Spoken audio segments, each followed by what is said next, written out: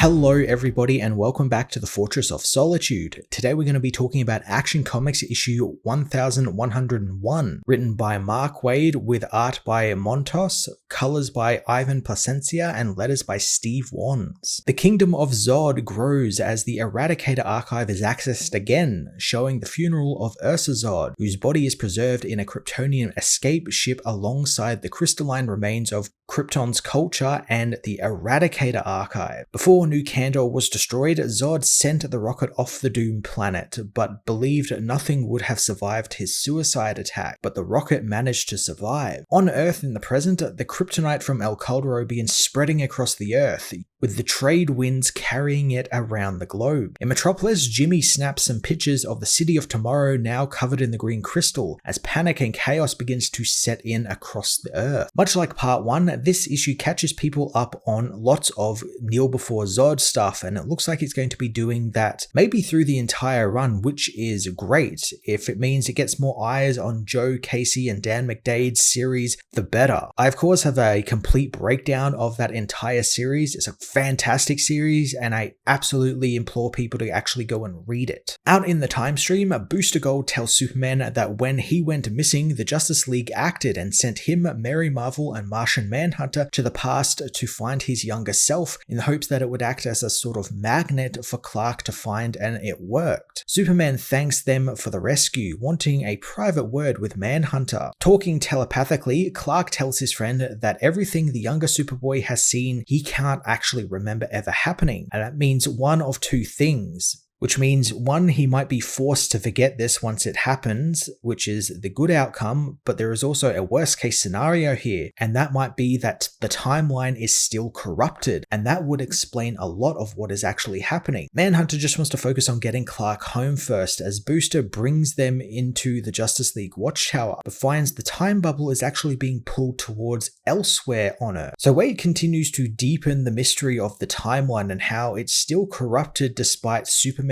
freeing it from Darkseid. There's still very much some weird stuff going on with the timeline. Like obviously Superboy is allowed to come into the future to see a little bit before being sent back, and eventually he'll forget, obviously. The Legion are still up in arms about like which Legion is actually existing, since multiple actually now exist at the same point in time.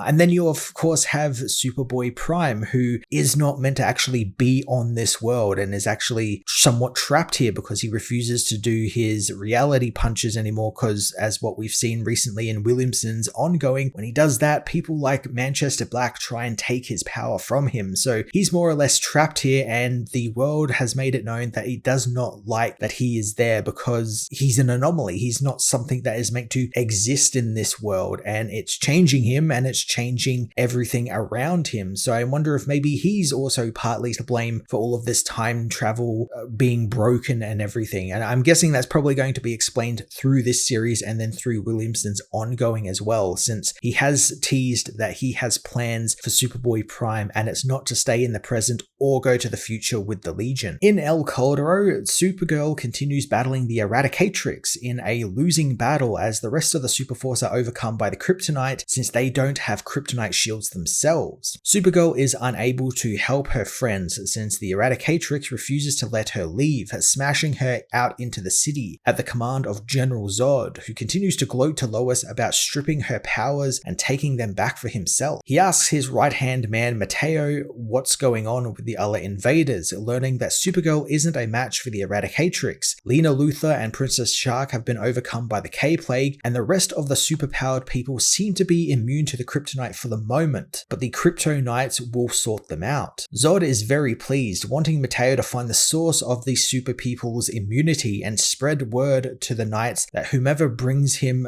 the corpses of the super family will receive a handsome reward. Turning his attention back to Lois, Zod demands to know where Superman is, but Lois has no idea where he is, realizing that Caldero, the asteroid, and everything that has happened since has all been Zod's doing. Also, he could poison the entire world with green kryptonite. Lois wonders how this exactly works, and Zod reveals that the kryptonite from El Caldero is infected with a specifically engineered kryptonite isotope, and much of the El Caldero plan was just the contingency plan because Superman survived contact with the asteroid, and when he did, Zod had to improvise. I love that despite being tied to a death machine, Lois is still looking for that story and can even manage to get someone like Zod to talk, and it's just like a skill she has. That's like her superpower, having to get these villains monologuing, again buying herself some time and just trying to figure out what the villain's motives are. In fact, most of this issue actually ends up being about her and Zod talking and playing mind games with each other, which is great since that's a pairing we never get to see. It's always Superman and Zod, and it makes sense. Two superpowered beings, of course they're gonna fight. We never really get Lois involved in these stories unless it's,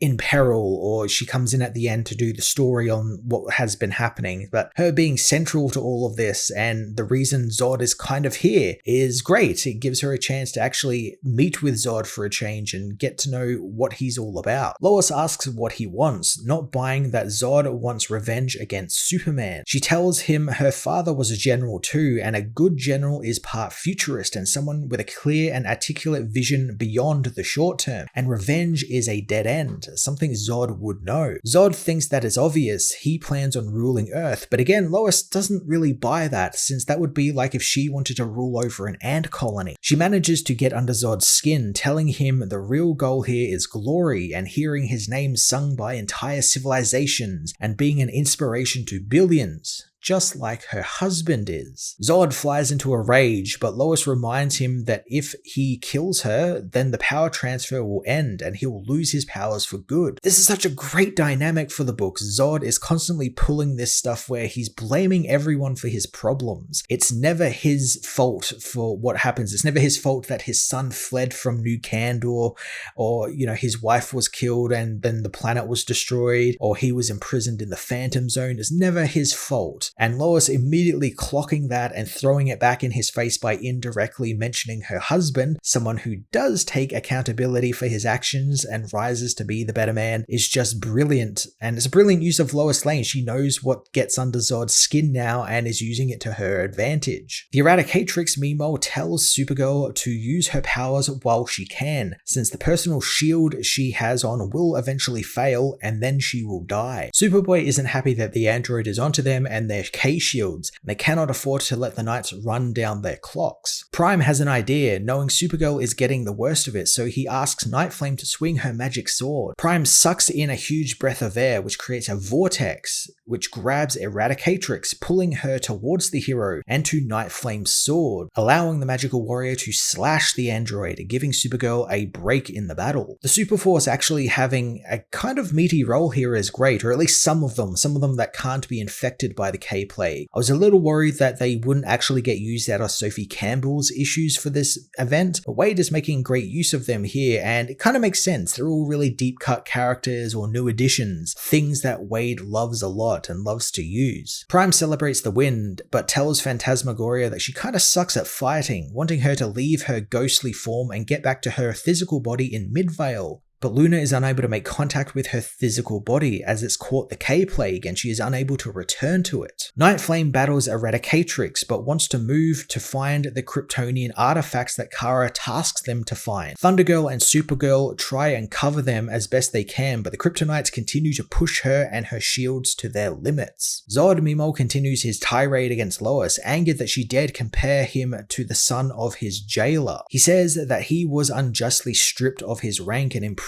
by the Science Council for actions they thought were criminal, and once free he did seek vengeance against Superman, and in a moment of weakness, Superman did manage to convince him to bury his hatred and build rather than destroy, and he did so with his family, creating New Candor. And while they were peaceful with the world surrounding them, it left them open to invaders who destroyed their world and killed his wife, while his son was exiled from the planet and roams the stars, happy to be free from the shell of a man that Zod became in the aftermath of the destruction of New Candor. Zod hopes that Lois can imagine what he is feeling right now, but Lois hopes that he'll stay calm. Zod takes a moment despite the hatred he feels for Lois, as back in Smallville, Tomorrow Man arrives at Steelworks and gets them ready with the kryptonite. Lana and the others are aware of what's happening as Supergirl called ahead before she entered El Caldero, and John Henry has been studying the El Calderon kryptonite, discovering a microvariant in its wavelength that is small, but it could be very significant. He isn't sure what it's being used for though, and he wants him and his team to go and find out. Back in El Caldero, a man falls from a rooftop as the timeship booster pilots arrives in the present. The heroes spot the man falling as Superman tells everyone to stay in the city after he realizes they've arrived at El Caldero. Superboy, however, sees someone in trouble and leaps from the ship, saving the falling man. Superboy gets the man to the ground but is overcome by all of the kryptonite, falling ill from the K-Plague. Superman and the others race to the young Clark's aid and are infected with the K-Plague in the process. I really like that Superman isn't coming in to save the day like in, some big 2-page spread, there, and he's fighting Zod or something.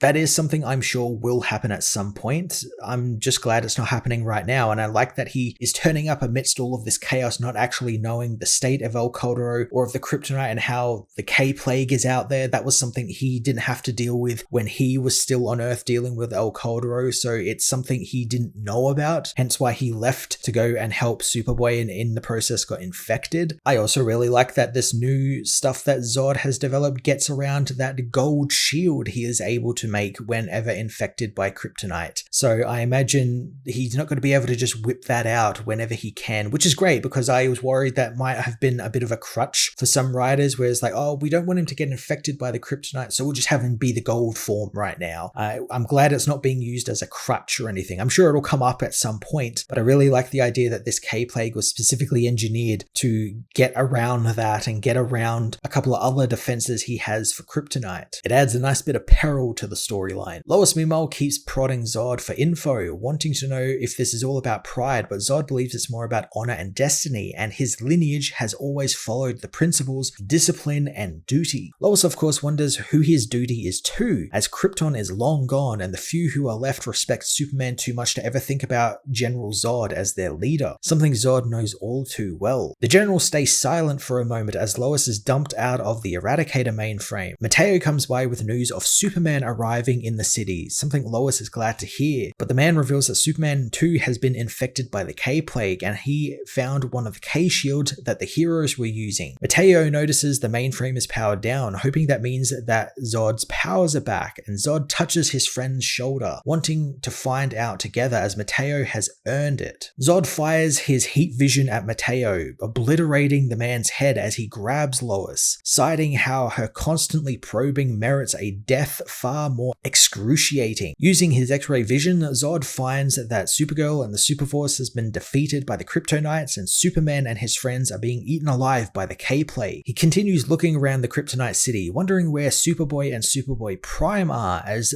the wall of his base is blown open by the two heroes, whose K-shields still function but are low on power. Prime tells Zod to kneel as they come for the villain, intending on taking him down before the K-shields fail. Action Comics issue 1101 built out the Kingdom of Zod storyline in some really surprising ways, teasing Superman's return while also focusing on Zod and Lois's relationship, which was a very fun swerve, connecting it up to the wonderful Kneel Before Zod storyline. I'm liking a return to a more vengeful and violent Zod that we haven't seen in a very long time, and I can't wait to see how he goes once Superman is back in the picture next issue. I'm going to give this issue a 9 out of 10.